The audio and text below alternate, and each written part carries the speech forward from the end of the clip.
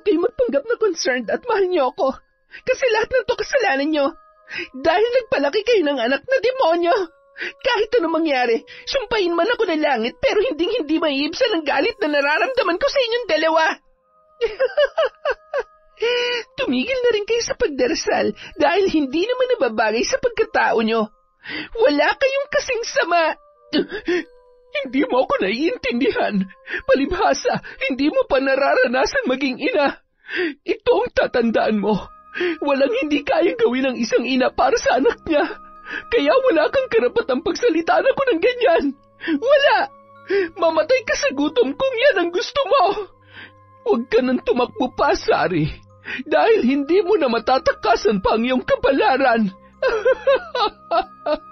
Habang nabubuhay ang aking apo sa iyong katawan, ay mananatiling nakakulong ang iyong kaluluwa sa manikang ito. Tama na. Maawa ka sa akin, Jane. Huwag mo akong papatayin! Anak! Huwag mo akong tatawaging anak dahil hindi ka karapat-dapat maging ama. Nakikita mo ba to? Ito ang puputol sa lintik na kaligayahan mo!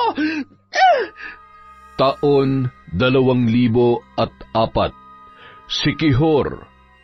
Bandang 6:00 ng gabi, habang pababa ng hagdan mula sa rooftop ng paaralan, kung saan madalas tumambay si Sari nang bigla na lamang may humila sa kanyang buhok sa likuran. Halos maputol ang kanyang buhok at ramdam na ramdam niya ang pagkahila sa kanyang anit dahil sa malakas na puwersa ng pagkakahatak ng isang lalaki. Bitawan mo ako! Nasasaktan ako, ano ba? Talagang masasaktan ka sa akin kapag hindi mo sinunod ang gusto ko. At hindi lang yan, baka pati mga kaibigan mo madamay dahil sa pagmamatigas mo. Alam mo, hindi kita maintindihan. Ano bang ayaw mo sa akin? Gwapo naman ako, maganda naman ang katawan ko. At kung tutuusin, marami mga babae nagkakandara pa sa akin. Tapos, ikaw lang tong nagpapa-hard to get na akala mo kung sinong kagandahan. Isa pa, ayaw na ayaw ko sa lahat yung pinapahiya ako ng kahit sinong babae sa harap ng karamihan. Mas gugustuhin ka pang masaktan o di kaya mahulog sa building na to kaysa pumatol sa demonyong katulad mo. Demonyo pala. Talagang pinupuno mo ako, ha? Napakasama mo. Bakit? Ikaw naman na may gusto niyan, di ba? Ang gusto mo yung sapilitan at sakit ng katawan. Ano, Sari? Bakit ka umiyak? Oh, baby girl, ikaw naman kasi masyado matigas ang ulo mo. Maliban sa pagka-superhero mo sa mga laruan ko, ayaw mo pa makipaglaro ng apoy sa akin. Kala mo naman lugi ka pa? Ano, pumayag ka na kasi. Aray, yan ang dapat sa'yo, manyak. Hindi lahat ng gusto mo makukuha mo. Hindi lahat ng estudyante dito mapapasunod mo, lalong-lalo na ako. Dahil sino ka ba maliban sa pagiging basag ulo mo? Maliban sa katawan at muka, ano pang ipagmamalaki mo? Wala naman na, di ba? Isa kang basura na pinandidirihan at kinasusuklaman. Bastos talaga yung bunganga mo no?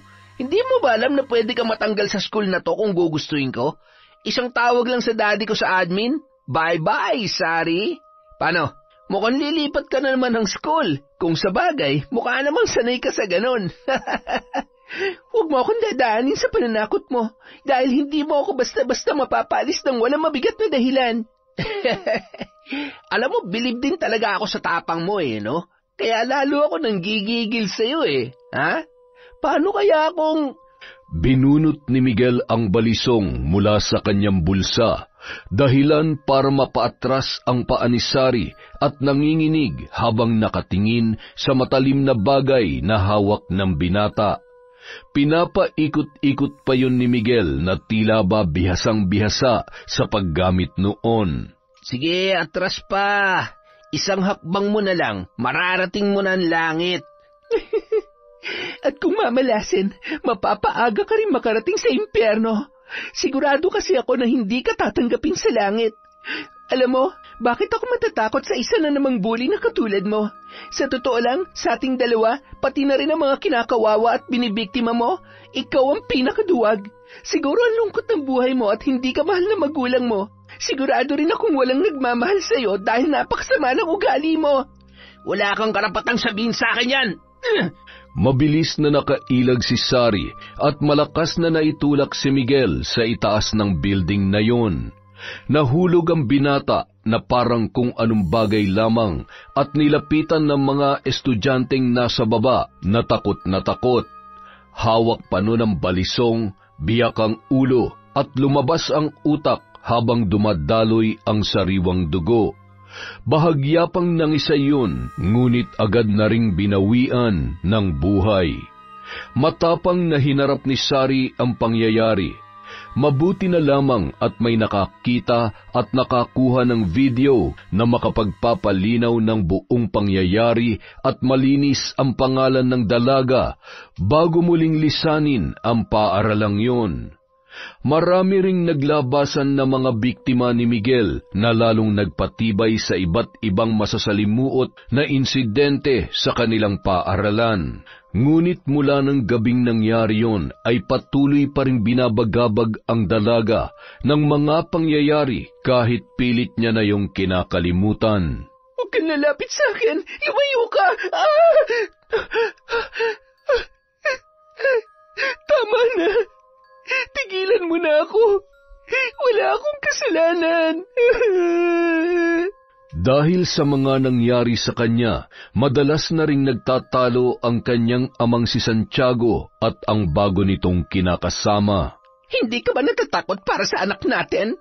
Nagawa niya ng pumatay Santiago at siguradong isa sa mga araw na ito may iba na namang mapapahamak dahil sa kanya. Ano ka ba naman? Ilang ulit ko bang sasabihin sa'yo na wala siyang kasalanan? Pinagtanggol niya lang ang sarili niya. Hindi pa ba malinaw sa'yo yun?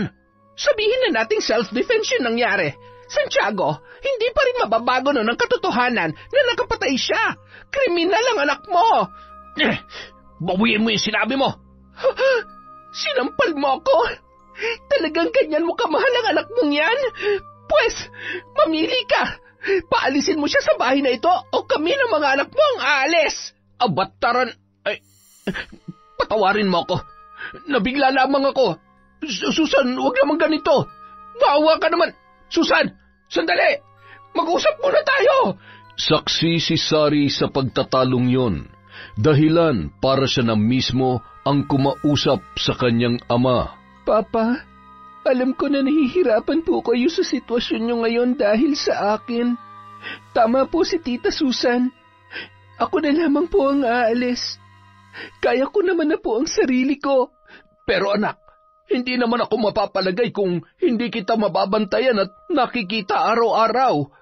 Huwag kayong mag-alala, Papa.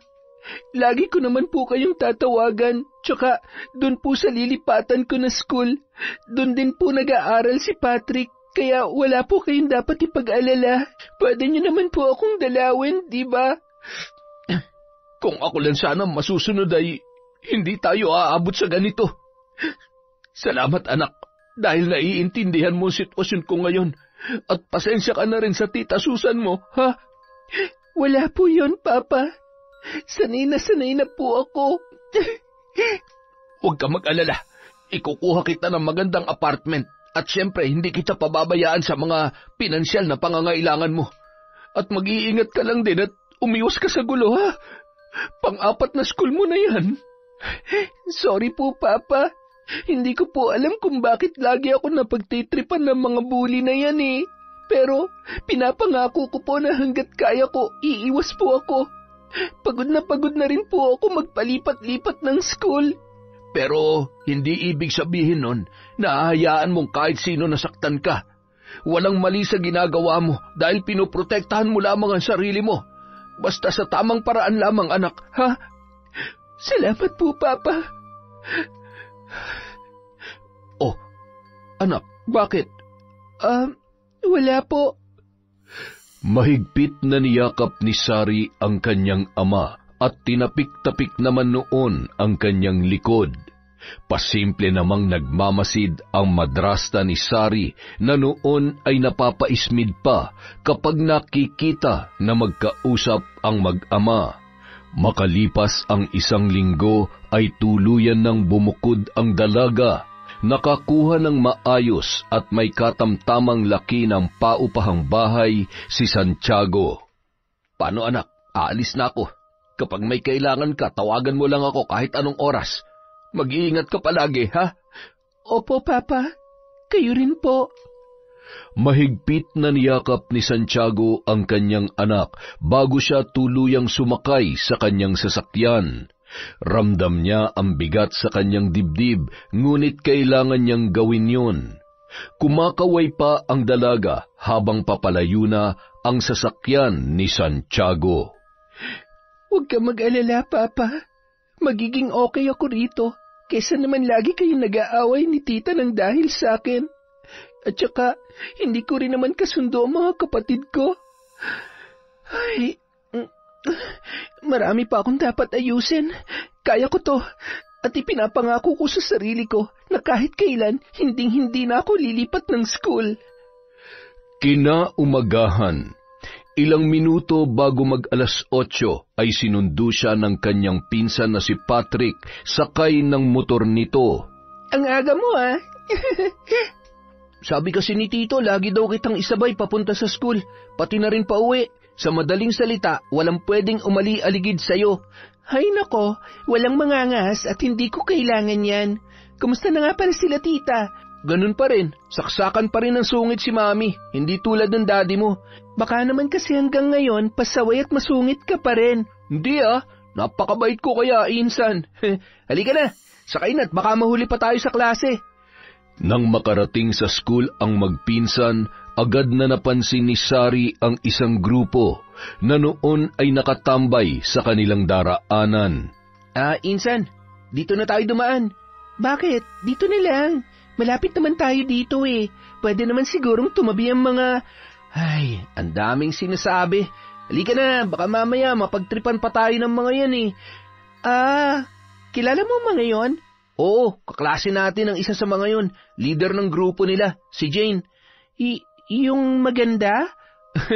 Oo, maganda talaga. Pero hindi ganun kaganda ang ugali nun. Kaya ngayon pa lang binabalaan na kita. Umiwas ka sa kanya. Okay. Iiwas lang pala eh. Tara na. Ilang minuto matapos makarating sina Patrick at Sari, dumating ang isa sa kanilang mga professor. Nagche-check na yon ng attendance nang dumating si Jane. Sinita pa nun ang dalaga, ngunit parang wala yung narinig. Kita mo na, sabi ko sa iyo walang kinatatakutan dito yan kahit saksakan pa ng stricto ang mga professor. Magaling yan sa klase kaya kahit pa ganyan-ganyan yan, lagi pa rin mataas ang score niya sa mga exam at halimaw din yan pagdating sa recitation. Tumango-tango na lamang si Sari hanggang sa naging abala na sila sa pakikinig sa discussion. Namangha naman ang lahat nang tawagin ng kanilang professor si Sari at maayos na naipaliwanag at nasagot ang tanong noon sa kanya. Nagpalakpakan pa ang kanyang mga kaklase, lalong-lalo na si Patrick at ang kaibigan nito na si Gavin. Ngunit nung mga oras na yon ay nakangisi at mahigpit na hawak ni Jane ang ballpen. Halos mabutas na ang notebook noon na sinusulyapan ang nakangiting si Sari. Makikita sa mga mata ng buong klase ang paghanga sa bago nilang kaklase. All right, good discussion today, class. And Sari, great insights. Ang ganda ng point mo kanina, I hope everyone learned something from that. For your next task, I want all of you to do further research about our topic. See you on Wednesday. Wow! Galing-galing mo naman, Insan. Tama nga si Mami. Matalino ka pala talaga. Insan, turuan mo ako pag may oras ka, ha? Ano ka ba? Tsamba lang yon. Nagkataon lang na medyo familiar sa akin yung topic. Bigla namang tumayo si Jane sa kanyang upuan at lumapit kay Patrick. Lumipat ka ng upuan? Bilis! Pero... Bingi ka ba? Hindi. Sabi ko nga, lilipat na eh. Sari, halika na. Doon tayo sa may bandang likuran. Teka, sino nagsabi na isasama mo siya? Obviously, kaya ako lumipat dito kasi mukhang magkakasundo kami ni... Ano nga ang name mo? Sari. Nice meeting you, Jane. Well, natutuwa ako na kilala mo ako agad by name. At sa mga susunod na araw, siguradong mas makikilala mo pa ako, Sari. Alam mo, gustong-gusto ko pa naman yung mga tipo mo, kaya I'm pretty sure na hinding-hindi mo makakalimutan ang bawat araw na katabi, kasama at kaklase mo ko. Tiningnan siya ni Jane mula ulo hanggang paa, sabay ngumisi bago umupo sa katabing upuan. Hindi niya maiwasang makaramdam ng kaba, lalo na't sa unang araw pa lamang niya sa paaralang yun ay tila ba iba na ang pakiramdam niya sa mga binibitawang salita ng kanyang kaklaseng si Jane. Gayunpaman, nang makita niya ang pasa sa may braso nito, ay napaisip si Sari. Ang laki naman ng pasa niya. Palaaway ba talaga siya? Bakit kaya siya ganyan? Matapang ba talaga siya o ginagawa niya lang yan para katakutan siya ng iba? Nung mga oras na yun, kinakabahan naman si Patrick para sa kanyang pinsan. Gayon din si Gavin na noon ay katabi rin ni Jane. Ano na naman bang plano mo? Ano bang sinasabi mo dyan? FYI, hindi ako naupo dito para sa'yo. Ano akala mo sa akin? Desperada? And hello, masama bang makipagkaibigan sa bago nating classmate? Kilala kita, Jane, kaya huwag ka nang... Shut up, Gavin! Hindi ko kailangan ng opinion mo. Isa pa, huwag mo akong pinapangaralan dahil nagsasayang ka lang ng laway. Nakalimutan mo na ba? Break na tayo. Nakipaghiwalay ka na. So automatically, wala ka ng karapatang makisawsaw sa mga ginagawa at gusto kong gawin.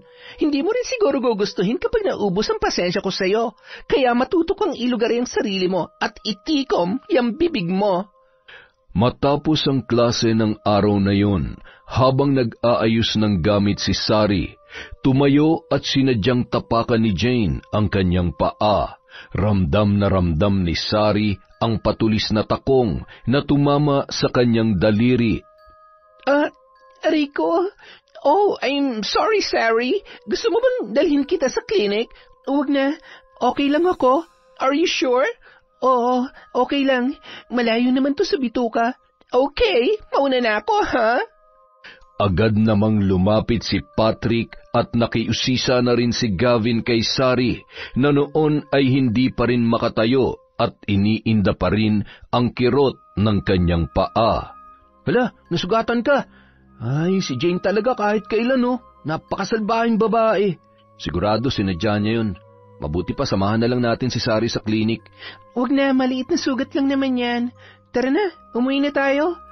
Tol, hindi naman sa nag-overthink ako pero mas magiging safe ang pinsan ko kung medyo didistansya ka sa kanya. Alam mo na, baka mamaya lalo pa siyang pag-initan kapag naging close kayo eh. Ano ko ba naman? Hindi mo ba narinig yung sinabi niya kanina? Matagal na kaming tapos at isa pa, wala nang pakialam sa akin yun. Hindi niya rin ako pwedeng diktahan kung sinong dapat kong kaibiganin at hindi. Siyempre, concerned lang ako sa pinsan ko. Malay mo may feelings pa pala sa iyo yun. Kapag pinagselosan niya si Sari baka kung ano pang gawin niya at ng mga alipores niya. Ang dami mo naman sinasabi. Tara na, umuwi na tayo. Tulungan mo na lang si Sari na gamutin ang sugat niya. Ikaw huwag mo sabihin na crush mo tong pinsan ko. Aba, bawal mag-boyfriend to. Magagalit si Tito. Masyado ka namang stricto. Tsaka gusto ko lang naman makipagkaibigan kay Sari. Kaibigan kita at madalas tayo magkasama. Diba? Kaya magiging magkaibigan na rin kaming dalawa. Sus, para-parang ka rin, no? Ay, tumigil na nga kayo dyan. Bilisan nyo na makauwi na tayo. Nang makarating sa may gate ang tatlo, nagpaalam na si Gavin sa magpinsan. Nagmamadali namang kinuha ni Patrick ang kanyang nakaparadang motor. Mula sa malayo, kasama ang kanyang mga alipores ay nakatanaw pa rin si Jane sa bagong kaklaseng dalaga. Ang pinakaayaw ko sa lahat ay ang pabibot epal na katulad mo. Isang maling galaw mo lang, sisiguruhin ko nagagapang ka palabas ng campus na to. Ilang sandali pa, nagpaalam na rin yun sa kanyang mga kasama at sumakay ng tricycle pauwi sa kanilang bahay. Nadatnan niya ang kanyang lola Carmela na noon ay patungo sa isang silid. Batid niya na may kaibang ginagawa ang matanda sa silid na yon. Wala naman siyang pakialam, lalo na't nakatiraman sa iisang bahay ay hindi naman niya nararamdaman ang pagmamahal at pagmamalasakit noon sa kanya. Labis ang pagkamuhing nararamdaman niya sa matanda, gayon din sa kanyang ama na si Marco. Kumain ka na lang dyan. Nakaluto naman ako. Tumawag ka sa tatay mo at nagtatanong sa akin kung nakauwi ka na raw ba. Hindi mo na naman sinasagot ang tawag niya. Siguradong mapapagalitan ka na naman noon. Ano naman ngayon? Wala namang bago doon. Tsaka, wag na nga kayo umusta na may pakialam kayo sa akin dahil wala namang ibang mahalaga sa inyo kundi si tatay. Agad siyang pumunta sa kanyang kwarto at padabog na isinara ang pintuan at agad na rin na nagbihis. Kinuha niya ang kanyang cellphone sa bag at tiningnan ang napakaraming tawag ng kanyang ama.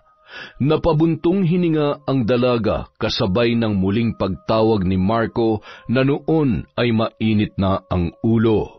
Bakit ngayon mo lang sinagot ang tawag ko, ha? Siguro may kasama ka na namang lalaki, ano? Nagpapaligaw ka ba? May bago ka na namang boyfriend? Bukas uuwi ako, mag-uusap tayo.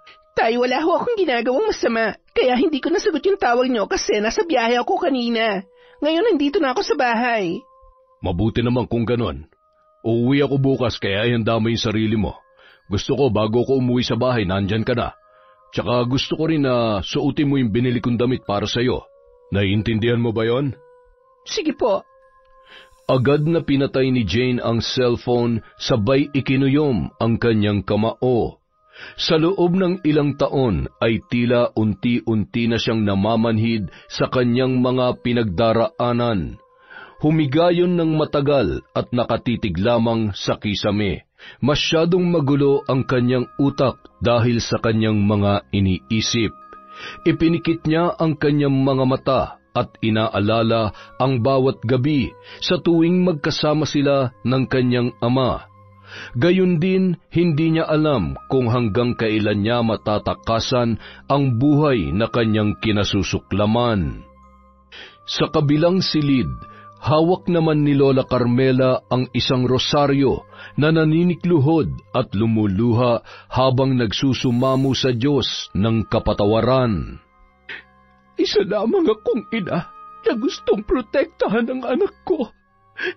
Ilang beses na ako nagkasala sa iyo at patuloy na nagkakasala. Mapatawad niyo sana ako. Mahal ko ang apo ko, ngunit mahal ko rin ang anak ko. Sa kabilang banda, kailangan ko nang umuwi. Hinahanap na ako ni nanay. Mamaya na, magkwentuhan muna tayo. Ako nang bahalang magpaliwanag kay tita. Magluluto ako ng ulam tapos kwentuhan mo ako tungkol kay Jane. Pambihira ka naman, Insan, no? Pagkatapos ng mga nakita mo at ginawa niya sa'yo kanina, interesado ka pa rin sa kanya? Kaya nga gusto ko lang malaman kung bakit siya nagkakaganon. Alam mo kasi, madalas yung mga nagtatapang-tapangan, pagkulat masyadong galit sa mundo, sila yung totoong nakakaawa. Mukhang okay naman siya. Ang tingin ko lang, sadyang pinanganak na saksakan ng samaang ugali ng babae na yun. Wala yung inaatrasan mula pa nung high school kami. Kahit lalaki, pinapaiyak at pinahihirapan niya talaga. Kaya nga pinag-iingat kita. Ang totoo, kinakabahan ako sa mga nangyari kanina. Paano kung maging biktima ka rin niya? Huwag kang mag-alala. Walang mangyayaring masama sa akin. Kilala kong sarili ko. At isa pa, ni minsan hindi ako natatakot sa mga katulad nila. Pero alam mo, nababasa ko sa mga mata at kilos niya na may malalim siyang dahilan kung bakit ganun siya. At saka, kanina may nakita akong pasa sa may braso niya. Baka naman nakipagbugbugan na naman kung kanino. Pero, walang lumalaban dun eh. Baka kung saan lang tumama yun. Siguro nga, kilala mo ba mga magulang niya? I mean, kung kaklase mo siya mula high school, di nakita mo na sila, nakausap. Oo. Yung tatay niya na mukhang masungit at kung makatingin parang mangangain ng tao. Tapos si Gavin, ayun, di ba nga naging sila ni Jane? Oo, ano nangyari? Magkasama kami noon ni Gavin, tapos bigla na lang kaming hinarang ng tatay ni Jane. Galit na galit at kung hindi dumating at inawat ni Jane yon, siguradong bugbog sarado si Gavin. Kaya ayun, sino ba naman ang hindi matatakot sa itsura nun? Kahit mahal na mahal ni Gavin nun si Jane, hiniwalayan niya. Kaya lang, mula nung nangyari yun, mas dumoble ang sama ng ugali ni Jane. Bakit hindi siya nirereklamo sa admin? Yun nga rin ang pinagtataka namin eh. Siguro dahil takot sila na mas masaktan. Pwede rin naman na may kapit siya sa isa sa mga admin. Matalino't mapera yung tatay niya. Kaya ayun, alam mo na. Siguro hindi naman hahayaan ng school na mangyari yan kung marami na siyang nabibiktima.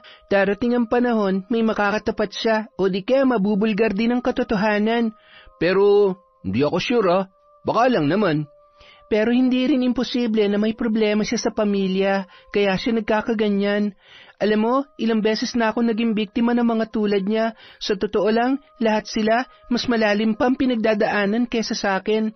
Para silang mga taong nakakulong sa isang selda na gustong kumawala. Ang masaklap yung galit at hirap na pinagdaraanan nila, yun ang nagtutulak sa kanila na pahirapan ng ibang tao. Yung sa tingin nila na kaya nila, yun ang ginagawa nila para paniwalain ang sarili nila na matapang sila, na hindi sila talunan. Nagpatuloy ang pag-uusap ng dalawa habang nagluluto si Sari ng ulam para sa kanilang hapunan. Doon na kumain ang kanyang pinsan na si Patrick at lagpas 9:00 na rin nang umuwi yon sa kanilang bahay. Pagkaalis ng lalaki, agad na ring tumungo sa kwarto si Sari at tiningnan ang kanyang cellphone. Napangiti siya nang makita ang ilang friend requests ng kanyang mga kaklase sa kanyang social media account. Bigla niyang naisip na hanapin at i-stalk si Jane, ngunit wala siyang nakita. Bakit hindi siya active sa social media? Baka iba lang na pangalan ang gamit niya. Makatulog na nga. Maaga nga palang pasok namin bukas. Makirot pa naman ang sugat ko. Kinaumagahan. Wala pa si Jane sa upuan nito nang dumating si Sari. Agad naman siyang binati ni Gavin na may kasama pang magandang ngiti. Sus, tigilan mong pagpapakyut dito sa pinsan ko Yung mga ngiti na yan, hindi ang papasa sa akin. Alam mo, kontrabida ka talaga kahit kailan. Kapag ako nainis, ikaw na lang ang liligawan ko. Kiss kita dyan makita mo. Uy, tol, walang ganyanan. Marupok ako, baka mamaya. Hindi kita mahindian, tol. Hoy, tumigil nga kayong dalawa. Nakakadiri kayo. Pumunta ka na dun sa upuan mo, Patrick. Puro kayo kalokohan. Pagkaupo ni Sari ay siya namang dating ni Jane.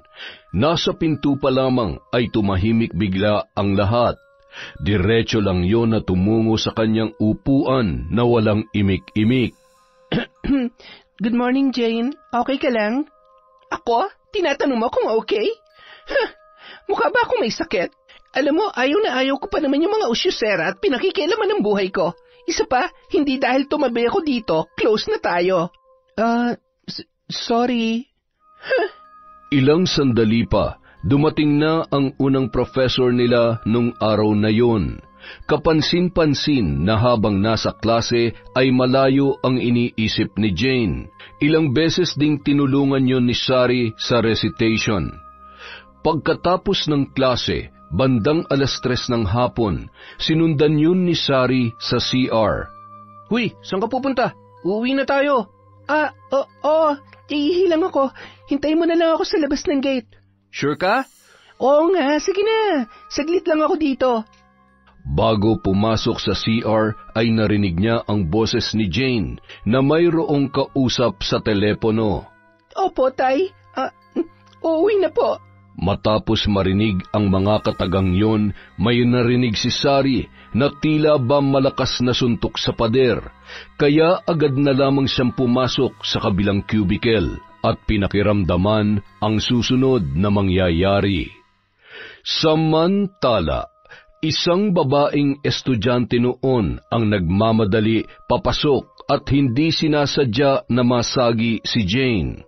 Bulag ka ba? Napakatanga mo! Dapat sa'yo inilulublob sa drum! Jane, tama na. Bitiwan mo na siya. Hindi niya naman yata sinasadya na mabangga ka.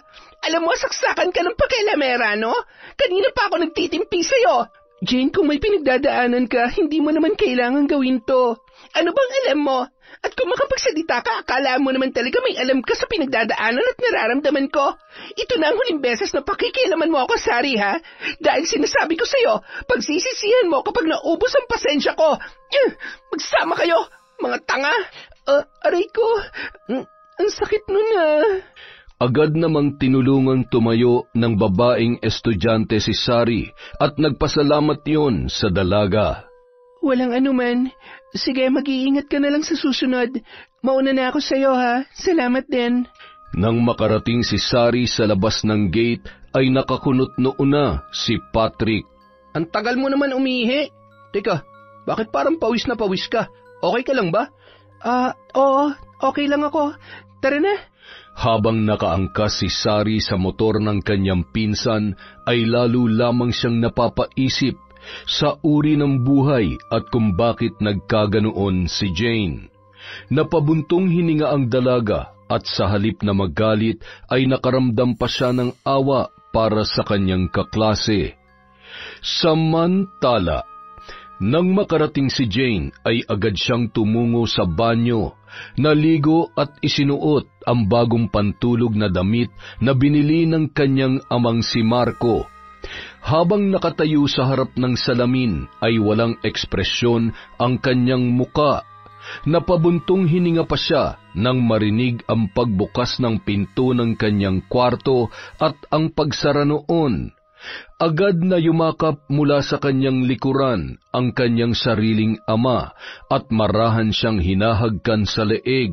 Napapapikit na lamang ng mata ang dalaga kasabay ng pagtulo ng kanyang luha. Ilang araw din ako nanabik sa'yo. Napakabango mo, anak. Tay, tama na ho. Ano sabi mo? Gusto mo ba ng sakit ng katawan, ha? Pinapainit mo na naman ang ulo ko eh. Gusto mo talaga lagi ka nasasaktan, ano? Tandaan mo, anak lang kita. Pag-aari kita at lahat ng sasabihin ko susundin mo.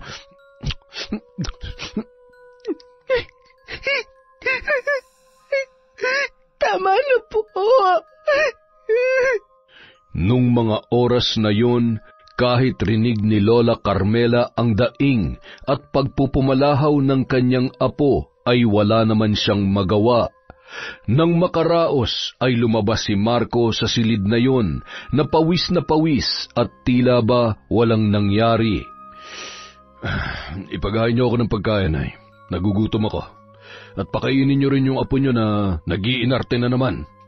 Anak, hindi kaya sumusobra naman na ang... Ang sabi ko, ipaghain niyo ako ng pagkain. Sino ka ba para pagsabihan ako, ha?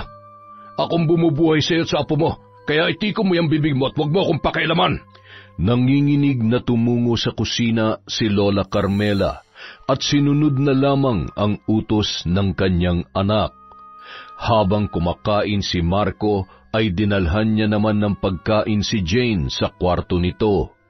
Nadatnan niya yon na hindi pa bihis at patuloy pa rin sa paghagulhol. Apo, magbihis ka na. Dinalhan kita ng pagkain. Gusto mo ba na bihisan kita? Huwag mo akong hawakan. Hindi ko kailangan ng tulong niyo. Ayokong kumain. Pero apo, kailangan mong... Bakit pa ang kulit mo? Ang sabi ko, ayokong kumain. Apo, dahan-dahan lang sa pagsasalita. Baka mamaya ay marinig ka ng tatay mo.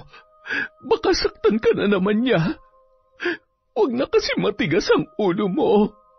Mas gugustuhin ko pa mamatay na lang sa gutom para matapos ng impyernong buhay na kasama kayo. Pagod na ako. Anong kadramahan yan, ha? Sinasabi ko sa iyo, Jane, huwag mo sinasagad ang pasensya ko kung gusto mo pa makalabas ng bahay. Hindi ako nakikipaglokohan sa iyo. Kapag ako napuno, ni sinag ng araw, hindi mo na makikita. Tama na, Marco. Ako nang bahala sa kanya. Sige na, kumain ka na lamang doon. Agad na bumalik sa kusina ang lalaki at bumangon ng dahan-dahan si Jane. Kinuha noon ang pagkain na hawak ng kanyang Lola Carmela at sunod-sunod na sumubo at ibinuga sa muka ng matanda. Huwag kayong magpanggap na concerned at mahal niyo ako. Kasi lahat ng to kasalanan niyo. Nagpalaki kayo ng anak na demonyo. Kahit anong mangyari, sumpain man ako ng langit pero hindi maiibsan ang galit na nararamdaman ko sa inyong dalawa. Tumigil na rin kayo sa pagdarasal dahil hindi naman nababagay sa pagkatao nyo. Wala kayong kasing sama. Hindi mo ako naiintindihan. Palibhasa hindi mo pa naranasan maging ina. Ito ang tandaan mo. Walang hindi kayang gawin ng isang ina para sa anak niya. Kaya wala kang karapatang pagsalitaan ako ng ganyan. Wala. Mamatay ka na sa gutom kung yan ang gusto mo. Makalipas ang ilang araw. Anong gagawin ko? Kapag nalaman ni tatay na buntis ako, hindi niya na ako palalabasin ng bahay. Tsaka, malalaman ng lahat ng kababuyang ginagawa niya sa akin. Lalo nang ayokong dali ng sanggol na anak ng demonyo. Nagpahid siya ng luha at pilit na pinakalma ang sarili bago lumabas ng pinto ng isang cubicle. Biglang nandilim ang kanyang paningin at sakto namang papasok noon sa CR si Sari. Jane? Hoy, gising. Ano nangyari sa'yo? Wag! Okay lang ako. Medyo nahihilo lang ako. Tinulungan ni Sari ang dalaga na tumayo at aksidenteng nalaglag ang pregnancy test. Dahan-dahang pinulot yun ni Sari at agad namang inagaw ni Jane. Buntis ka? Hindi Wala akong boyfriend. Paano naman ako mabubuntis? Tsaka, nakuha ko lang to dyan sa loob. May nakaiwan siguro. Salamat sa tulong mo at concern. Pero sabi ko naman sa'yo, hindi ko kailangan ng tulong ng kahit na sino. Isa lang ang ipapakiusap ko. Wala sanang makaalam na iba sa nangyari at nakita mo sa akin. Salamat. Nagmamadaling umalis si Jane. Pansin ni Sari sa lakad noon na hindi pa rin maayos ang pakiramdam ng dalaga. Batid ni Sari na hindi nagsasabi ng totoo si Jane, lalo na't kitang-kita niya sa ekspresyon ng mukha nito ang kaba. Buong araw sa unang pagkakataon, hindi nakipag-usap si Jane sa kahit sino sa kanyang mga kinikilalang kaibigan. Hindi niya na rin hinintay ang kanyang huling klase sa hapon. Umuwi na siya at agad na nagsara ng kanyang pintuan. Kinuha niya mula sa kanyang bag ang isang lubid na may katamtamang haba. Binili niya yon bago siya umuwi para isagawa ang kanyang plano. Nanginginig ang kamay habang sinusukat niya ang dulong bahagi noon sa kanyang leeg, sabay itinali at sinigurong matibay yon. Ito lang ang tanging paraan para matapos ng lahat ng to. Ayoko na. Pagod na ako.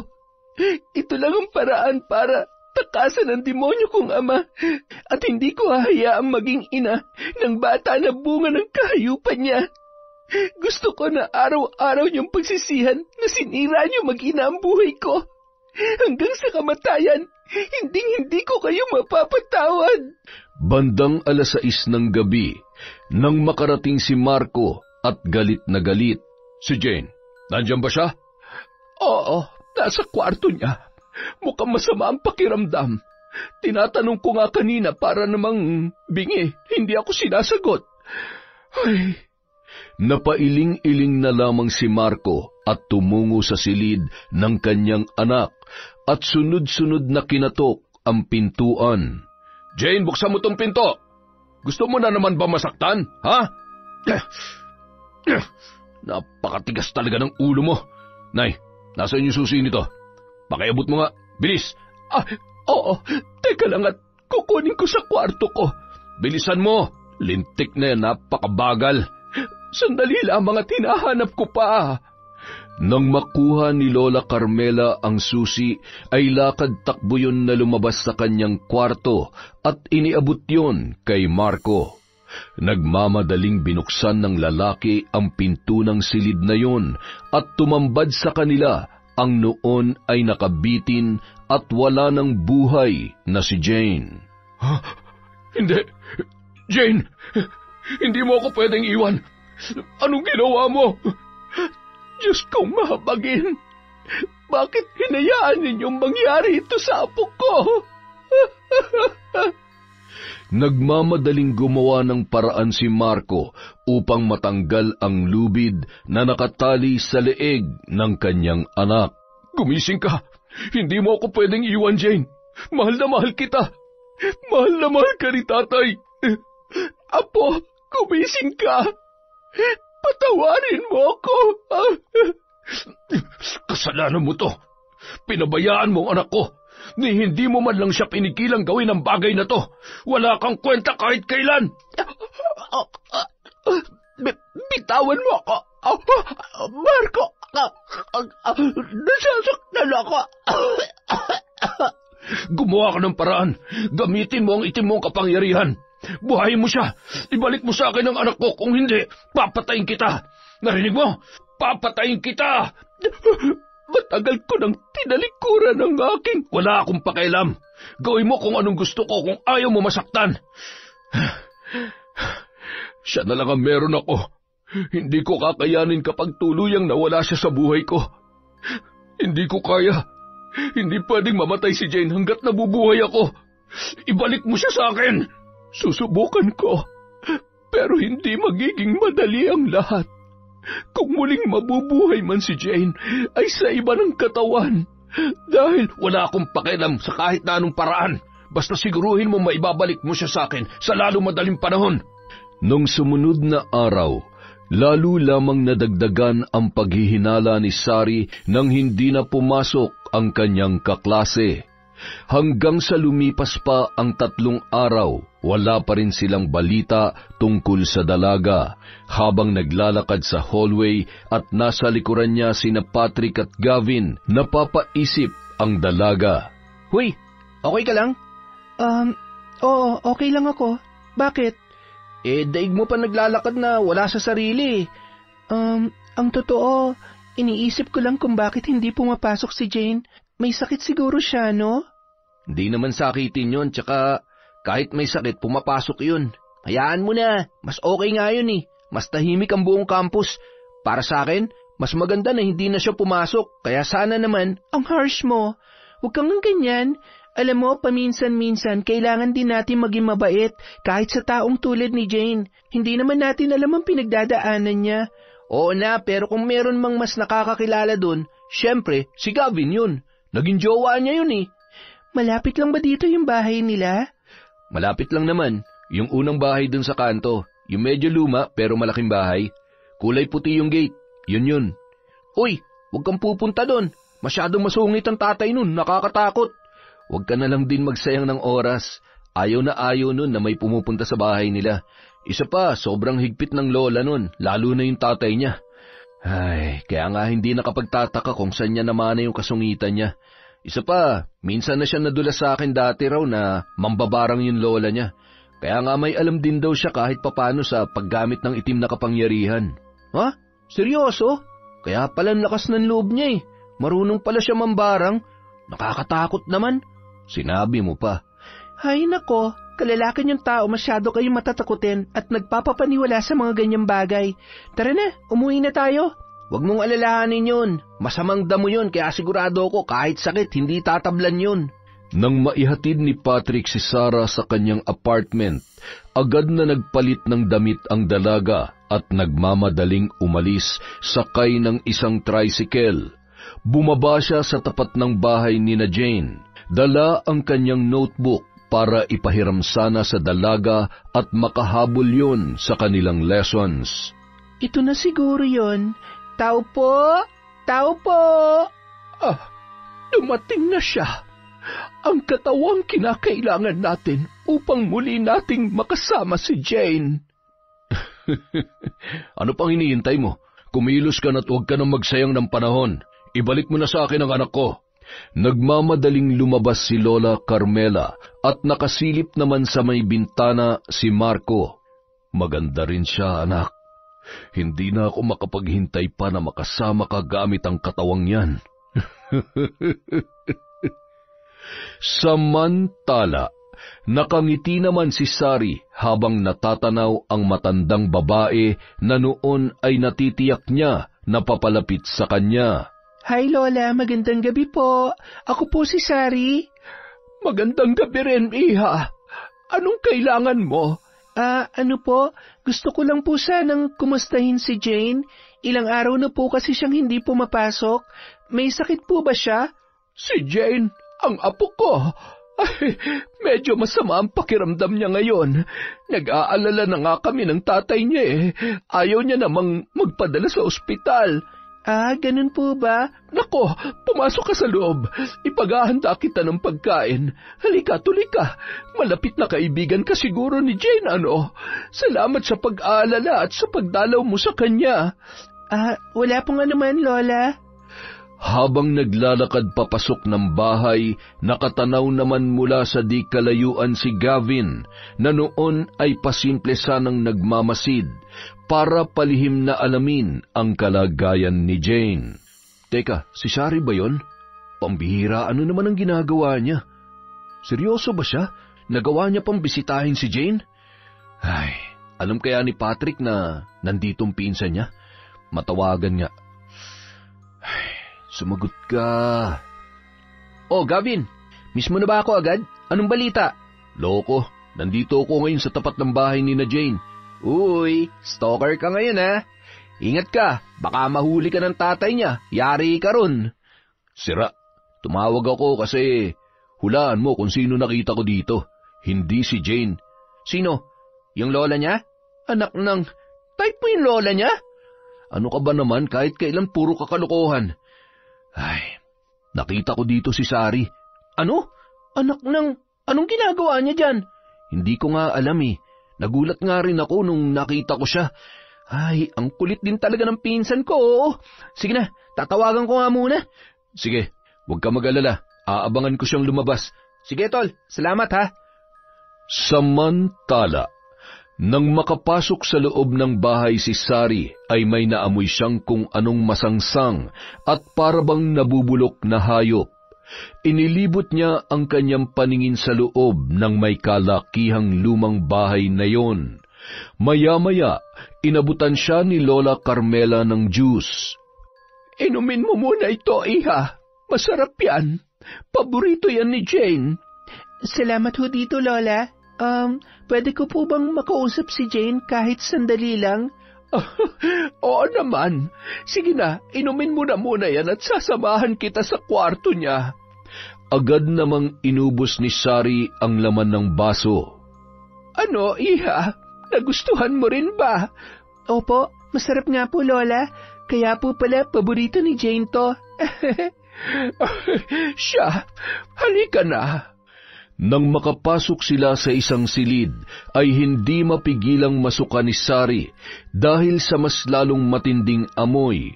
Ngunit bago pa man siya makapagsalita, ay nakita niya ang isang nakatayong lalaki sa tagiliran ng isang kama na may kung anong tinatabunan ng isang malaki at makapal na kumot.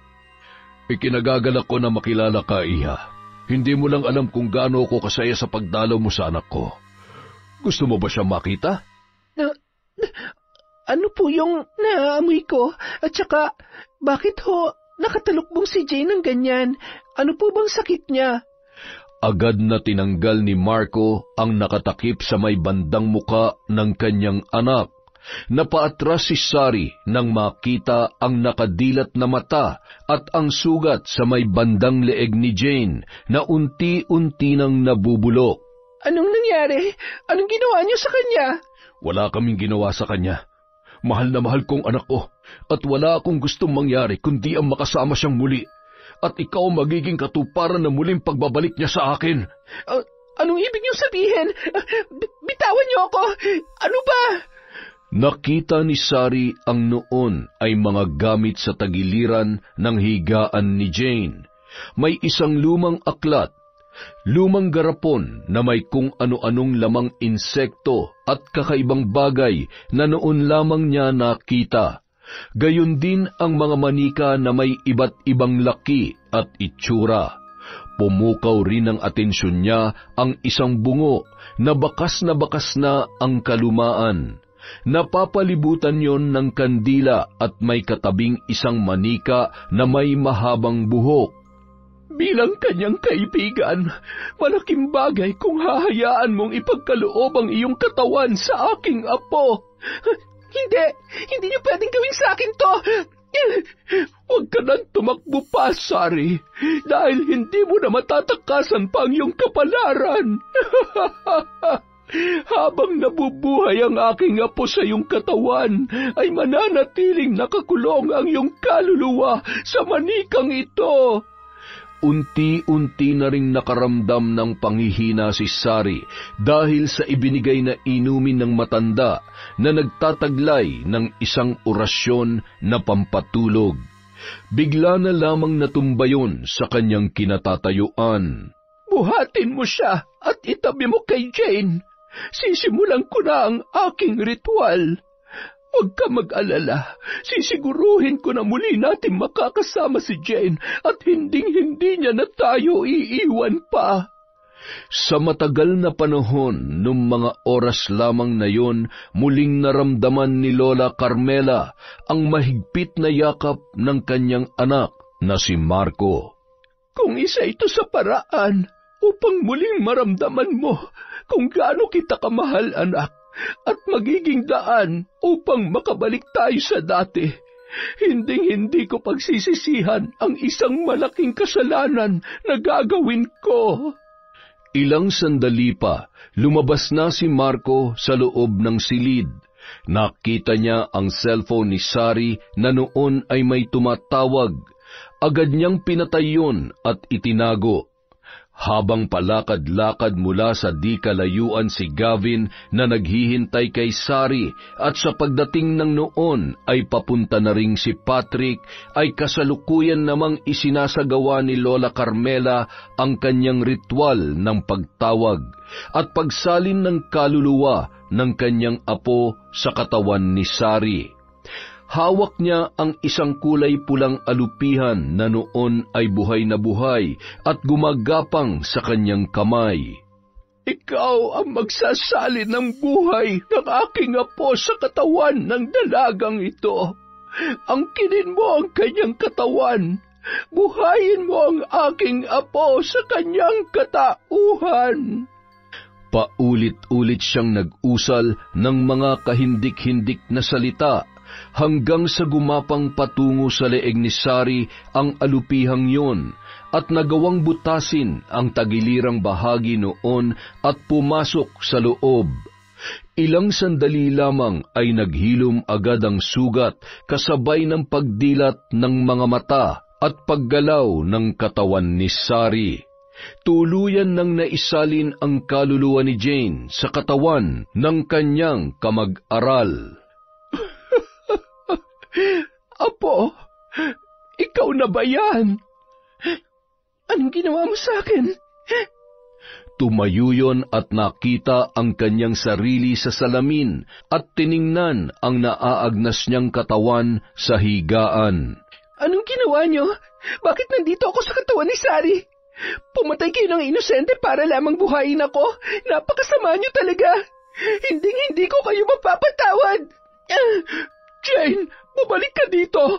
Apo, Marco, pigilan mo siya. Saan ka pupunta? Anak, ayaw na kitang masaktan pa ulit. Alam mo namang mahal na mahal kita, hindi ba? Mahal? Pagmamahal ba ang tawag sa ginagawa niyo sa akin?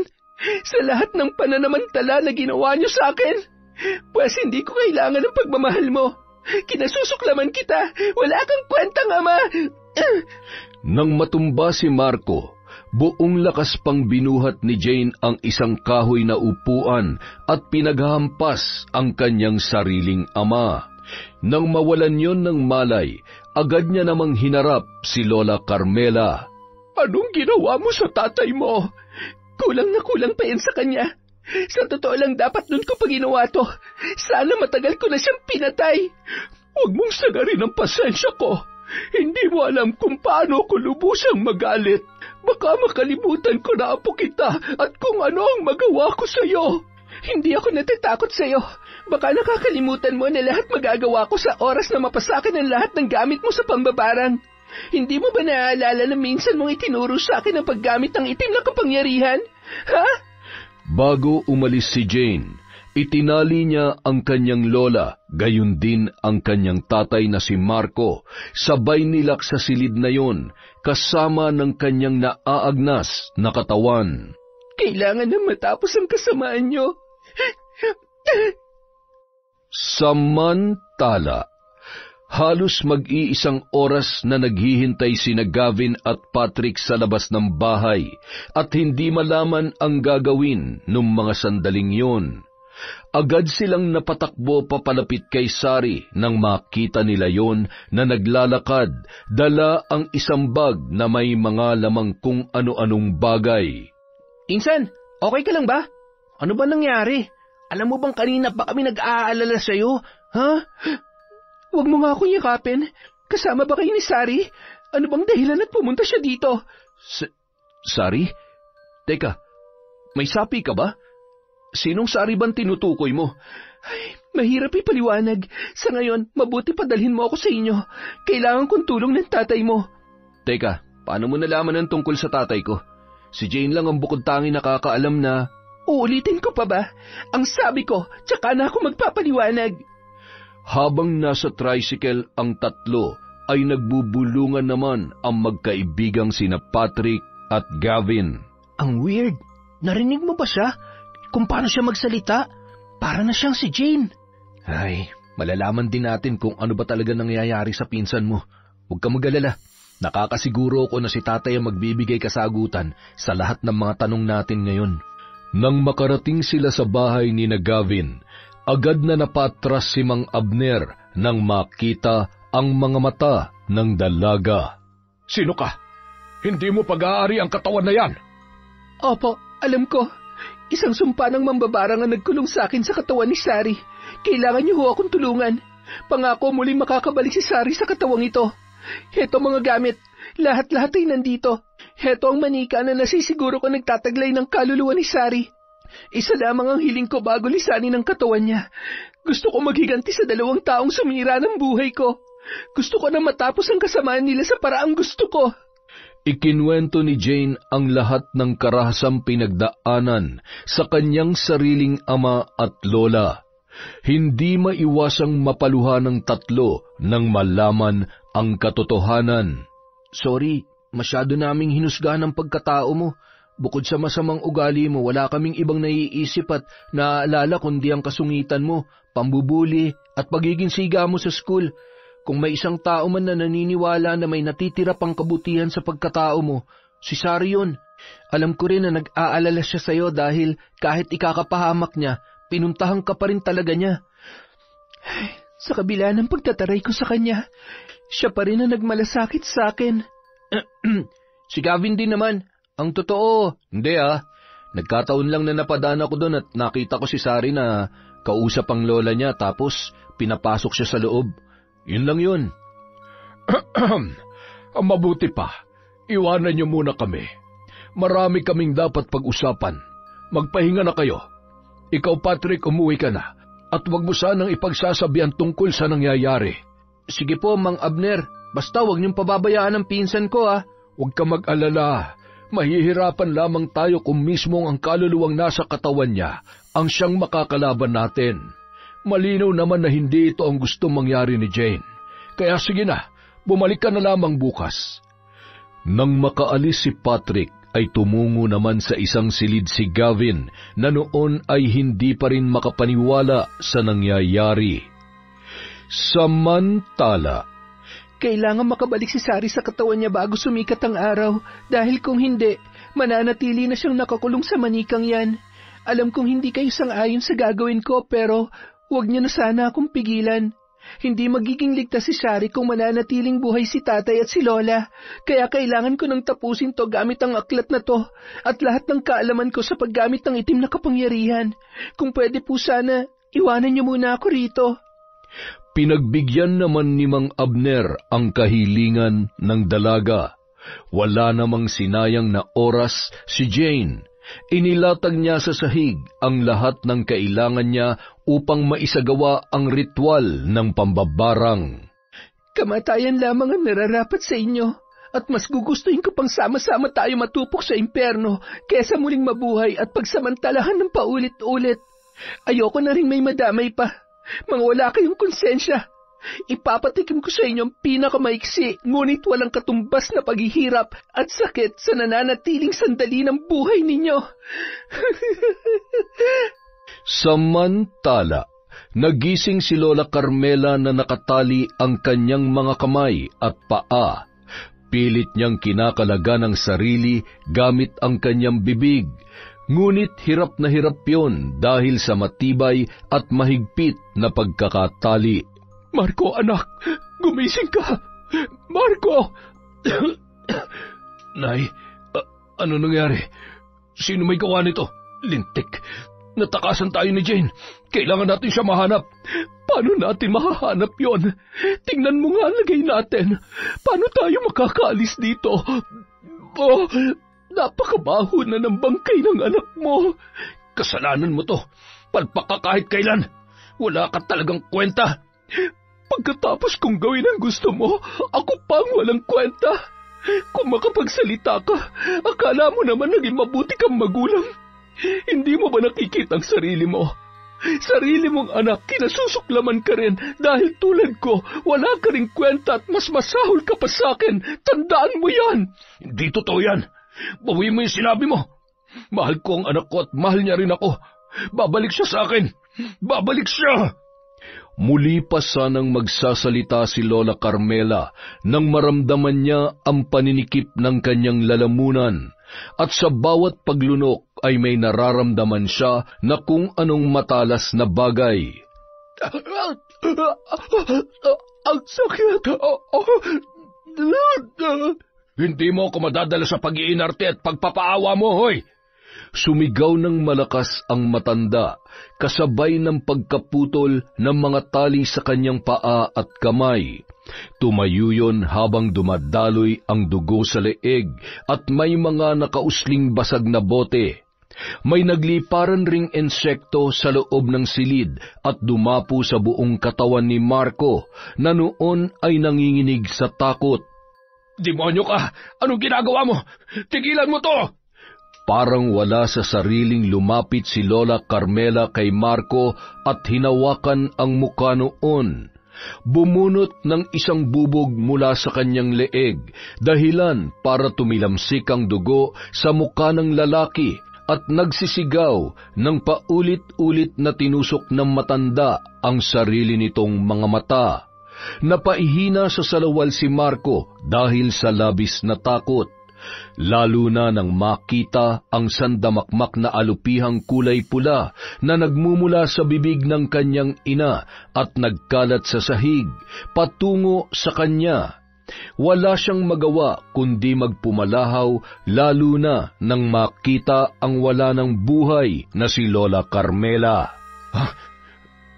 Bakit nangyayari to? Sinong... Tay? Tatay? Jane, anak, ikaw ba yan? Tulungan mo ako. Tulungan mo si tatay. Nasaan ka? Magpakita ka sa akin. Kalagan mo ako rito, anak.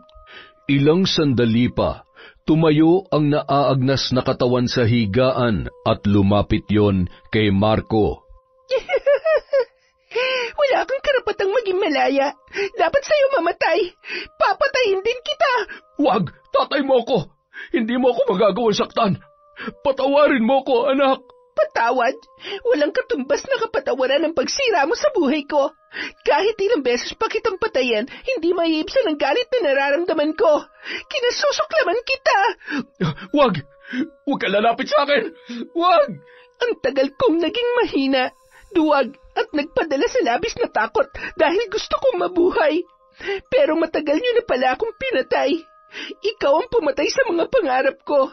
Kaya ito ang dapat sa'yo. Nagluwa ng napakaraming kalawangin pako ang naaagnas na katawan ni Jane. Pagkatapos ay pinulot niya yon sa sahig at pilit na isinusubo sa bibig ng kanyang ama at ang ilan ay isinasaksak niya sa iba't ibang parte ng katawan noon. Ilang sandali pa, napalingon yon sa isang gunting ng yero na nasa ilalim ng higaan. Napangisi at marahang kinuha yon. Tama na. Maawa ka sa akin, Jane. Huwag mo akong papatayin. Anak, Huwag mo akong matawag-tawag na anak dahil hindi ka karapat-dapat maging ama. Nakikita mo ba to? Ito ang puputol sa lintik na kaligayahan mo. Walang awang pinutol noon ang pribadong bahagi ng kanyang ama at pinagpira-piraso. Nawalan ng malay si Marco ng mga sandaling yun, ngunit batid ni Jane na siya ay humihinga pa. Ilang sandali pa, habang patuloy sa pag-usal ng mga kahindik-hindik na salita, ay nagsigapangan ang mga linta sa sahig hanggang sa napuno ng mga yon ang katawan ni Marco. Dumoble ang laki ng mga linta dahil sa napakaraming dugo. Halos butot balat na lamang na butas-butas ang iniwang bakas noon kay Marco. Dilat ang mga mata at nakabuka ang bibig na noon ay wala ng buhay. Sa muling pagkikita natin sa impyerno, nasisiguro ko na maaalala nyo na akong tumapos sa buhay nyo. Hinding-hindi na ako magiging sunod-sunuran at ako naman ang iyong katatakutan. Apoy ang tuluyang tatapos at magbubura ng mga kawalang hiyaan nyo dito sa lupa. Nagulat na lamang ang mga kapitbahay sa biglaang pagliyab ng apoy at pagkatupok ng kabahayan ng mag-ina. Bagamat wala ni isang nakalabas ng buhay at naisip nilang magkakasamang namatay ang mag-anak sa loob ng bahay na yon. Diyos ko, amang mahabagin, kawawa naman sila. Ganun talaga ang buhay. Ay, masyadong mabilis ang pangyayari. Kawawa naman si Jane, napakabata pa niya. Magaling pa man din sa klase at magandang bata kahit laging nakasimangot. Ay, sumalangit nawa ang kanilang kaluluwa. Matapos sabihin ang mga katagang yun, ay sunod-sunod na kulog at kidlat naman ang tumama sa kalupaan, dahilan para magsitakbuhan ang mga yon pabalik sa kani-kanilang mga bahay. Samantala, habang nakahiga si Sari sa isang katre, ay patuloy sa pagdarasal si Mang Abner upang palayain ang nakakulong na kaluluwa sa isang manika at maisalin sa dati nitong katawan. Sa ngalan ng Diyos, Amang makapangyarihan, mapawalang bisa niyo sana ang sumpa at manumbalik ang dalagang ito sa kanyang katawan. Ikaw ang siyang tanging maghahari at hindi ang itim na kapangyarihan ng kahit na sino man. Ilang sandali lamang, iminulat ng muli ng dalaga ang kanyang mga mata at dahan-dahan na bumangon. Ano pong ginagawa ko rito? Sino po kayo? Isa kong albularyo, iha. Naaalala mo ba ang mga nangyari sa'yo? Hindi ko po alam kung panaginip lamang yon o... Totoo ang lahat na nangyari, ngunit huwag ka mag-alala dahil ligtas ka na ngayon. Nakakalungkot lang dahil tuluyan ng namayapa si Jane. Naaalala ko po, patay na siya. Patay na si Jane. Huwag ka nang umiyak. Maayos na ang lagay niya ngayon. Masyado nang masakit at hindi niya nakinaya ang mga ipinaranas sa kanya ng kanyang sariling ama, kaya nagawa niyang tapusin ang kanyang buhay. Siya nga pala, siya rin ang dahilan kung bakit ka nanatiling ligtas sa sumpa ng kanyang lola. Heto ang iniwan niyang sulat para sa iyo. Agad naman yung binasa ng dalaga at hindi maiwasan na mapaiyak. Sari, maraming beses kong pinilit ang sarili ko na magalit sa'yo kahit walang sapat na dahilan. Minsan na rin kitang nasaktan. Ngunit gusto ko malaman mo na sobra ako nagpapasalamat sa'yo. Kasi kahit hindi ako naging mabuti sa'yo, naging mabait ka pa rin sa'kin. Masaya ako na nakilala ka kahit sandali lang. Sana'y maging masaya ka sa buhay mo. Patawad, Jane. Makalipas ang ilang buwan, usap-usapan pa rin sa paaralan ang pagkamatay ng dalaga. Marami ang natuwa, ngunit para sa mga taong nakasama at nakaalam ng tunay na pagkatao ni Jane, ay hindi nila maiwasang magluksa.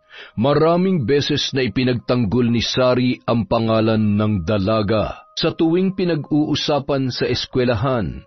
Alam kong galit kayo sa kanya pero wala na yung tao. Patawarin niyo na siya. Marami siyang pinagdaanan na hindi natin alam. Walang masama na piliing maging mabuti kahit pa may nagawa masama sa atin ng ibang tao. Tara na, girls. Well, siguro magkaugali sila. Di ba nga palipat-lipat daw yan ng school? Duh! O ayan, nagpapakabayani ka na naman kasi. Dapat hayaan mo na lang ang tsaka na yun. Sorry naman. Masama bang ipagtanggol yung taong wala ng kakayahan na magsalita para sa sarili niya? Sus! Wala rin masama na umiwas sa gulo at mag-focus na lang sa sarili mo. Ay, siya nga pala. Kumusta si Tito? Ayun, malungkot pa rin si Papa kasi syempre tuluyan na talaga silang naghiwalay ni Tita. Pero okay naman dahil magkasama na ulit kami. Nababantayan ko na siya. Napipigilan ko sa pag-iinom at saka mas napapalapit na rin ako sa mga kapatid ko. Nice! Sabihin mo kay Tito, mas mabuti na nga yun. Kesa naman may kasama kayong tigre sa bahay tapos siya naman pala yung gumagawa ng kalokohan. Oo nga eh.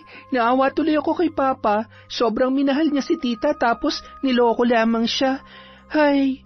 Ganun talaga, kung sino pa yung totoo nagmamahal, yun pa madalas na nasasaktan. Kaya ako, pass muna ako sa mga chika babes. Study first.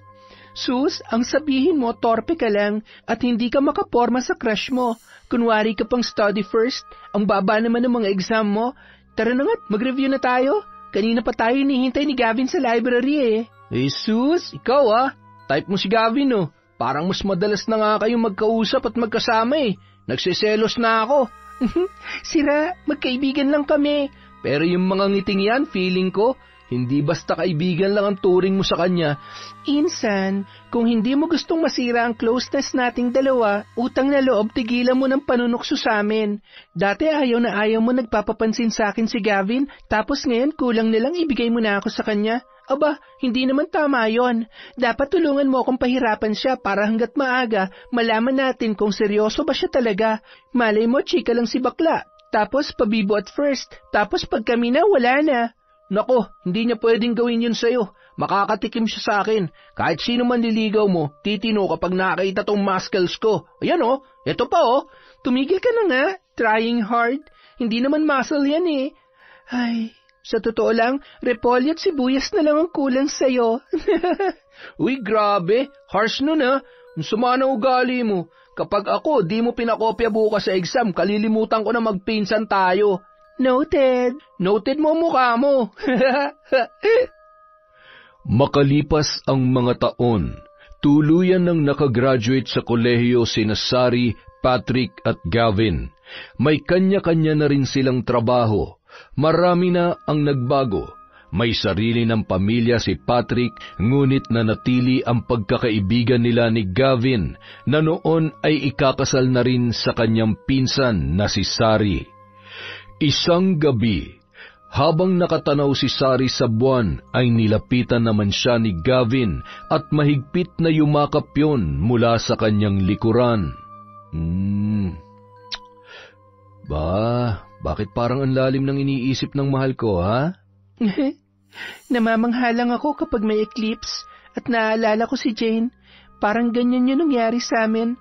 Panandalian lamang pero maraming mga kakaibang bagay na nangyari. Kumusta na kaya siya ngayon?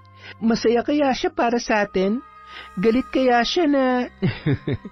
Alam mo, sigurado kung masayang-masaya siya para sa atin. Wala na siya at bago siya nawala, nakapag-usap naman kami na maayos. Isa pa, sinong di matutuwa para sa akin? Masayang-masaya na ako ngayon. Habang papalapit na ang araw ng kasal natin, lalo ako nasasabik na makasama ka. Bubuo na tayo ng sarili nating pamilya. Masaya at buong pamilya. Yan din naman ang ipinagdarasal ko, Gavin. Kaya sobrang nagpapasalamat din ako na binigay ka sa akin ni Lord. Sana maging mabuti tayong mga magulang sa magiging anak natin. Mangyayaring lahat ng yan.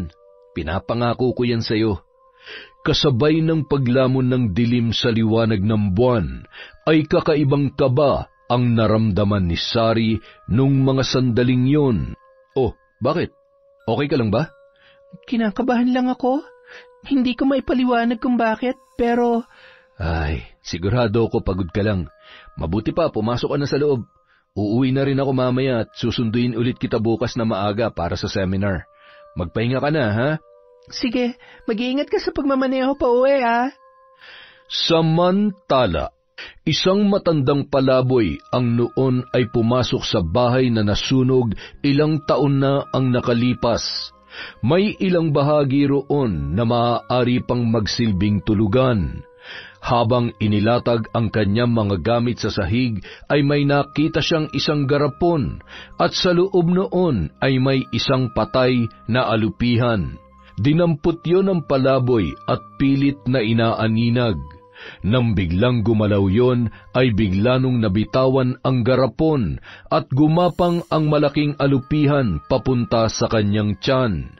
Hindi makapagsalita ang matanda habang nararamdaman ang pagbaon ng mga galamay noon sa kanyang tiyan hanggang sa tuluyan ng makapasok sa kanyang katawan. Tumingala yon sa kalangitan kasabay ng muling pagliwanag ng buwan. Kay tagal kong hinintay ang araw na ito. Hahanapin kita! Hahanapin kita!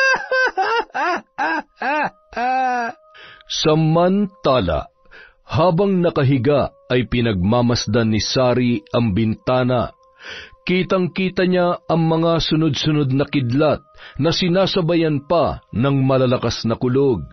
Hindi pa rin nawawala ang kaba sa kanyang dibdib. Nang mga sandaling yon ay napatigil naman sa harap ng dating bahay ni Jane si Gavin nang may makitang matanda na noon ay naglalakad at sa isang iglap lamang ay biglang nawala sa kanyang paningin. Sino kaya yun? Siguro naging silungan na rin ng mga palaboy ito. Maya-maya pa nilapitan siya ng isang lalaki. Ayos ka lamang ba, iho? Opo. Parang may nakita ho kasi akong babae kanina. Nako, hindi na nakapagtataka kung nagmumulto na yung mga namatay dyan. Masunog ba naman ang buhay eh? Tapos ang alam ko, dyan na natupok ang katawan ng mag-anak. Kahit ako kapag ganitong oras ay kinikilabutan talaga kapag napapadaan dito. Sige ho. Mauna na ho ako sa inyo at... Sige, mag-iingat ka. Totoo kaya yung nakita niya? Nakakatakot naman. Makauwi na nga at baka sa akin naman magpakita yon. Anong ginagawa mo rito sa tapat ng bahay ko? Meron ka bang kailangan? Ay, Diyos mio, nakakagulat ka naman. Sino ka ba, ha? At, aray, bitawan mong braso ko. Ang talas ng kuko mo, lintik ka. Tulungan mo kung mahanap ang aking apo. Kung gusto mo pang mabuhay. Sinabi ng bitawan mo ako eh. Paano kita tutulungan eh? Hirap na nga akong ihakbang tumpa ko. Hanapin mo ang ampo mo mag-isa mo, si Raulo.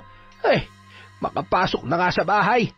Huwag kang susunod, ipapalapa kita sa mga alaga kong aso, sinasabi ko sa'yo. Ay, saan ko ba hahanapin ang batang yon?